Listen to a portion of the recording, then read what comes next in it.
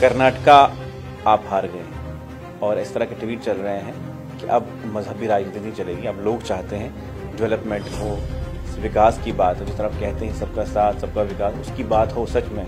और आज वहाँ पे कांग्रेस जीत गई। राहुल गांधी कहते हैं कि मोहब्बत जीत गई और जो सियासी मुद्दे बना रहे थे, जो सियासत कर रहे थे, मजहबी सियासत कर रहे थे, या जिन्होंने बजरंग बली का नाम इस्तेमाल किया, वो कहते हैं कि बजरंग बली ने कांग्रेस को आशीर्वाद दिया। आप मुझे ये बताइए ना, वोट ज्यादा मिले ठीक है, हिमाचल प्रदेश इलेक्शन कराए वहां से आप हार गए, पंजाब में इलेक्शन हुए वहां से आप हार गए, कर्नाटका में इलेक्शन हुए वहां से आप हार गए, आप बोल रहे वोट ज्यादा आए इस बार। आप तो कह रहे थे इस बार हम वहां पे हम राज करेंगे, भाजपा राज करेगी। आपने मोदी जी ने ये कहा कि जय बजरंग बली करके अपने वोट का बटन दबाना है। कांग्रेस की कहती है ठीक है दबाओ, लेकिन बजरंग बली ने कांग्रेस का साथ दिया।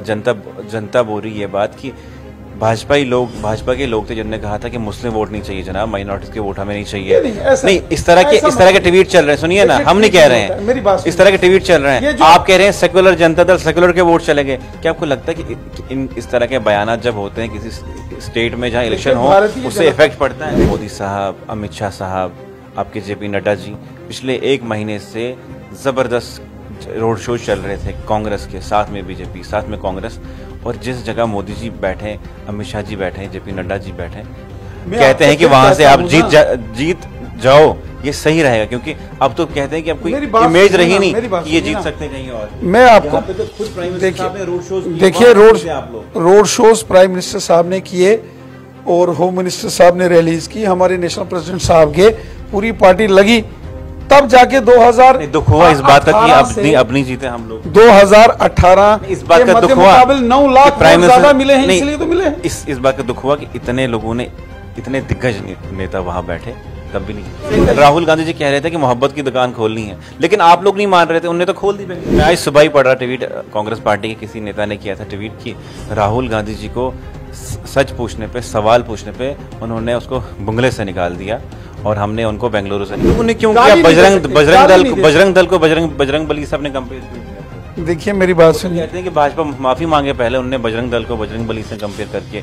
फिर उसके नाम पे वोट मांगे, तब भी नहीं जीते, तब भी बजरंग बली ने कांग्रेस को आशीर्वाद दिया। कांग्रेसियों का काम है जहर घोल के सियासत करना, लड़ा के सियासत करना, हिंदू मुसलमान को आपस में लड़ाकर सियासत करना, ये तो कांग्रेस का काम। तो वो क्या था कि जय बजरंग बली करके वोट देने को बटन दबाया। जिस तरह कर्नाटका के इलेक्शंस के रिजल्ट आए, तमाम पॉलिटिकल जमातें, तमाम जितने भी स्टेट्स हैं हिंदुस्तान में, वो वेट कर रहे थे कि कर्नाटका में इलेक्शन है, उसके रिजल्ट के बाद किसकी जीत होती है। बड़ी खतरनाक टक्कर भाजपा और कांग्रेस की थी और कांग्रेस की जीत हुई। उसके साथ चलते हुए जम्मू कश्मीर में इलेक्शन 2019 के बाद नहीं हुए। जम्मू कश्मीर में उसके बाद कई ट्वीट वायरल हुए, कई कश्मीरी नेताओं ने बात की कि कर्नाटका में इलेक्शन हारने के बाद क्या जम्मू कश्मीर में इलेक्शन होंगे या नहीं होंगे। मेरे साथ हैं जम्मू कश्मीर भाजपा के चीफ रविंद्र रैना जी, आपका बहुत बहुत स्वागत है। कर्नाटका आप हार गए और इस तरह के ट्वीट चल रहे हैं कि अब मजहबी राजनीति नहीं चलेगी। अब लोग चाहते हैं डेवलपमेंट हो, विकास की बात हो, जिस तरह आप कहते हैं सबका साथ सबका विकास, उसकी बात हो सच में। और आज वहां पे कांग्रेस जीत गई। हमारा मुल्क एक जमहूरी मुल्क है, एक डेमोक्रेटिक कंट्री है, और जमहूरी निजाम में जो आवाम होती है वो सबसे ताकतवर होती है। सरकारें बनाना, सरकारें बिगाड़ना, ये अवाम के हाथ में होता है। पार्टियां अवाम के बीच में अपनी राय रखती हैं और अवाम फैसला करती है, इसलिए कहते हैं जनता जनार्दन होती है। राहुल गांधी कहते हैं कि मोहब्बत जीत गई और जो सियासी मुद्दे बना रहे थे, जो सियासत कर रहे थे, मजहबी सियासत कर रहे थे, या जिन्होंने बजरंग बली का नाम इस्तेमाल किया, वो कहते हैं कि बजरंग बली ने कांग्रेस को आशीर्वाद दिया। देखिए कर्नाटका में भले कांग्रेस की सरकार बनी हो, लेकिन अगर आप 2018 में जब कर्नाटका में असेंबली के इलेक्शंस हुए थे, उस डाटे को निकाल के देखेंगे तो भारतीय जनता पार्टी को 2018 में जितने वोट मिले थे, 2023 में उससे 9 लाख वोट ज्यादा मिले। हमारा वोट कम नहीं हुआ है, हमें 9 लाख वोट ज्यादा मिला है बीजेपी को कर्नाटका में। आप मुझे बताइए, ना वोट ज्यादा मिले, ठीक है। हिमाचल प्रदेश इलेक्शन कराए, वहां से आप हार गए। मेरी बात सुनिए ना। पंजाब में इलेक्शन हुए, वहां से आप हार गए। कर्नाटका में इलेक्शन हुए, वहां से आप हार गए। आप बोल रहे वोट ज्यादा है इस बार। आप तो कह रहे थे इस बार हम वहां पे हम राज करेंगे, भाजपा राज करेगी। आपने, मोदी जी ने ये कहा कि जय बजरंग बली करके आपने वोट का बटन दबाना है। कांग्रेस की कहती है ठीक है दबाओ, लेकिन बजरंग बली ने कांग्रेस का साथ दिया।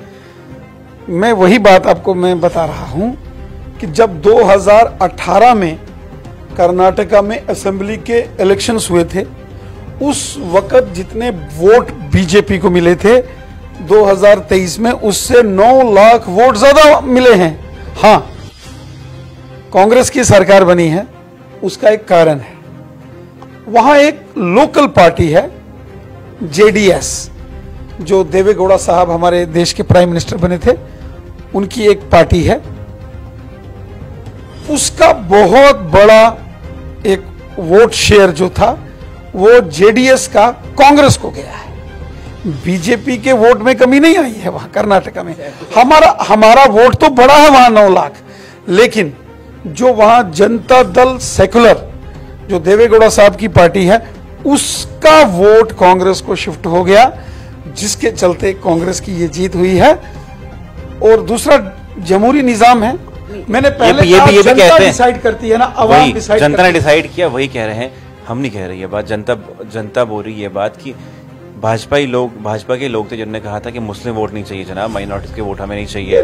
नहीं, इस तरह के ट्वीट चल रहे हैं। सुनिए ना, हम नहीं कह रहे हैं, मेरी बात, इस तरह के ट्वीट चल रहे हैं। आप कह रहे हैं सेकुलर जनता दल, सेकुलर के वोट चलेंगे। क्या आपको लगता है कि इस तरह के बयान जब होते हैं किसी स्टेट में जहां इलेक्शन हो, उससे इफेक्ट पड़ता है? देखिए, भारतीय जनता पार्टी के हमारे बड़े लीडर मोहतरम प्राइम मिनिस्टर मोदी साहब, वो तो सबको साथ लेके चलते हैं। सबका साथ, सबका विकास, सबका विश्वास तो मोदी साहब का नारा है, और नारा ही नहीं, उन्होंने करके दिखाया है जी। इसी पे एक और सवाल है। देखिए मोदी जी गए, सुनिए बात, आज जो गरीब लोग बहुत खतरनाक टक्कर थी। आपने मोदी साहब का नाम लिया, मोदी साहब का आपने नाम लिया। मोदी साहब, अमित शाह साहब, आपके जेपी नड्डा जी पिछले 1 महीने से जबरदस्त रोड शो चल रहे थे कांग्रेस के साथ में, बीजेपी साथ में कांग्रेस। और जिस जगह मोदी जी बैठे, अमित शाह जी बैठे, जेपी नड्डा जी बैठे, कहते हैं कि वहां से आप जीत जाओ, ये सही रहेगा। क्योंकि अब तो कहते हैं कि अब कोई इमेज रही नहीं कि ये जीत सकते कहीं और। मैं आपको देखिए, रोड शोज प्राइम मिनिस्टर साहब ने किए और होम मिनिस्टर साहब ने रैलीज की, हमारे नेशनल प्रेसिडेंट साहब के, पूरी पार्टी लगी, तब जाके 2000 दुख हुआ इस बात का कि अपनी जीते हम लोग। 2018 इस बात का दुख हुआ, 9 लाख ज्यादा मिले हैं, इसलिए तो मिले हैं। इस बात का दुख हुआ कि इतने लोगों ने, इतने दिग्गज नेता वहां बैठे, तब भी नहीं। मैं कहता हूं हमारा वोट प्रतिशत, वोट परसेंटेज बड़ा है, 9 लाख वोट हमने 2018 के राहुल गांधी जी कब से, राहुल गांधी जी कह रहे थे कि मोहब्बत की दुकान खोलनी है, लेकिन आप लोग नहीं मान रहे थे, उन्होंने तो खोल दी बेंगलुरु में। देखिए, राहुल गांधी जी जो है वो बातें तो करते हैं, बोला मोहब्बत की दुकान खोलनी है। देखिए, कहने को तो वो कुछ भी कहेंगे, लेकिन कांग्रेस पार्टी के बारे में सारी दुनिया जानती है। जब कांग्रेस पार्टी हमारे मुल्क में बरसरे इक्तदार आई, पावर में जब कांग्रेस आई, तब देश में दंगे होते थे।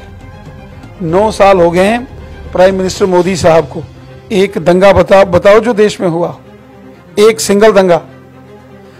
मोदी साहब सबका साथ, सबका विकास, सबका विश्वास, सबको साथ लेके चलते। सवाल एक और है, कौन से मैं आज सुबह ही पढ़ रहा ट्वीट, कांग्रेस पार्टी के किसी नेता ने किया था ट्वीट की, राहुल गांधी जी को सच पूछने पे, सवाल पूछने पे उन्होंने उसको बुंगले से निकाल दिया और हमने उनको बेंगलुरु से निकाल दिया। देखिए, राहुल गांधी जी ने जाके वहां गुजरात के चुनाव में और कर्नाटका में जाके एक किसी जाति को नाम लेकर तो गाली दी।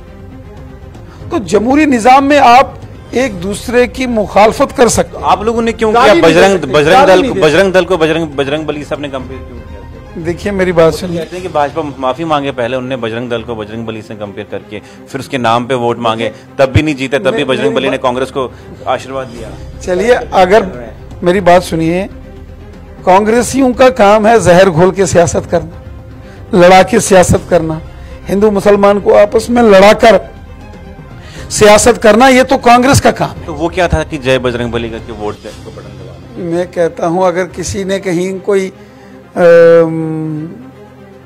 हिंदुस्तान जिंदाबाद या इस किस्म का कोई किसी जय घोष किया होगा तो किसी ने ये थोड़ी कहा कि किसी को जो है वो आप वहां कोई दंगा फसाद करो, कोई पंगा करो। हमारी सियासत जोड़ने की है, तोड़ने की सियासत हम नहीं करते हैं। हम सबको साथ लेके चलते हैं। ये हिंदुस्तान हम सबका है, हिंदू हो, मुसलमान हो, सिख हो, ईसाई हो। जम्मू कश्मीर ये हमारा एक खूबसूरत चमकता हुआ, एक खुशबू देता हुआ गुलिस्तान है, गुलशन है। ये हमारा हिंदुस्तान, और ये हिंदुस्तान हम सबका है, और हम सब भाई भाई। जम्मू कश्मीर में इस कर्नाटक इलेक्शन के बाद अब कश्मीर वादी से आवाजें आ रही हैं। डॉक्टर फारूक अब्दुल्ला साहब कहते हैं कि इलेक्शन करवाई है 2019 के बाद, अब तक इलेक्शन नहीं हुए। क्या कहना चाहेंगे? इलेक्शन अभी तक नहीं हो रहे हैं और फारूक साहब के बयानात आ रहे हैं, उस पर क्या कहेंगे? देखिए, मोहतरम डॉक्टर फारूक अब्दुल्ला साहब एक बड़े लीडर हैं। वो इस बात को अच्छे तरीके से जानते हैं कि इलेक्शन का फैसला सरकारें नहीं करती। इलेक्शन यहां कब होगा इसकी अनाउंसमेंट कोई प्राइम मिनिस्टर साहब या होम मिनिस्टर साहब या बीजेपी के दफ्तर से हमने नहीं करनी है। इलेक्शन की अनाउंसमेंट इलेक्शन कमीशन ने करनी है। हम तो तैयार हैं, बीजेपी तो तैयार है। मैं तो चाहता हूं इलेक्शन कमीशन कल के बजाय आज अनाउंसमेंट करे। जम्मू कश्मीर के गरीब लोगों का, आम लोगों का जो भला मोदी साहब ने किया है ना, क्या हिंदू, क्या मुसलमान, क्या सिख, क्या ईसाई, जितनी हर घर में सवाल सुनिए, गरीब लोगों का भला किया है तो मोदी साहब ने किया है जनाब। मोदी साहब आप बोलते हैं, हम इलेक्शन के लिए तैयार हैं। आप प्राइम मिनिस्टर साहब को भी इतनी इज्जत दे रहे हैं, साथ में आप फारूक साहब को भी इतनी इज्जत रिस्पेक्ट दे रहे हैं। क्या दिक्कत है, मतलब क्या वजह है, वजूहात है कि आप बराबर रिस्पेक्ट दे रहे हैं दोनों को, फारूक साहब को भी और मोदी साहब को भी? आपने कभी भी कोई ऐसा बयान नहीं दिया के खिलाफ आए? देखिए, मैं सबकी इज्जत करता हूं, मैं सबका एहतराम करता हूं, मैं सबकी रिस्पेक्ट करता हूं। मेरा कोई पर्सनल दुश्मन नहीं है। हाँ, जब सियासी तौर पर हम इलेक्शन लड़ते हैं, हम एक दूसरे के मध्य मुकाबिल इलेक्शन लड़ते हैं, सियासी हरीफ होते हैं, पॉलिटिकल अपोनेंट्स होते हैं। हम कोई एक दूसरे के दुश्मन थोड़ी होते हैं कि तलवारें लेके निकलेंगे तो इसकी गर्दन काटो तो उसकी काटो ना। और दूसरा, हमारी जो तहजीब है, संस्कृति है, जो हमारा कल्चर है और जो इंसानियत है, वो ये सिखाती है कि हमें बड़ों का भी एहतराम करना है और छोटों को भी इज्जत देनी है। हमको सबको प्यार बांटना है, इज्जत के साथ रहना है। इसलिए डॉक्टर फारूक अब्दुल्ला साहब जो है वो एक पुराने लीडर हैं, बुजुर्ग लीडर हैं। अब मेरे से कोई ये एक्सपेक्ट करेगा कि मैं मोहतरम डॉक्टर फारूक अब्दुल्ला साहब के लिए कोई अनपार्लियामेंट्री लैंग्वेज इस्तेमाल करूंगा तो वो कतई नहीं हो सकता है। सवाल इंसानियत भी कोई चीज होती है, बड़ों का, बुजुर्गों का एहतराम होना चाहिए, सबको इज्जत होनी चाहिए। और मैं तो कहता हूं छोटों की भी इज्जत होनी चाहिए, सबकी इज्जत होनी चाहिए।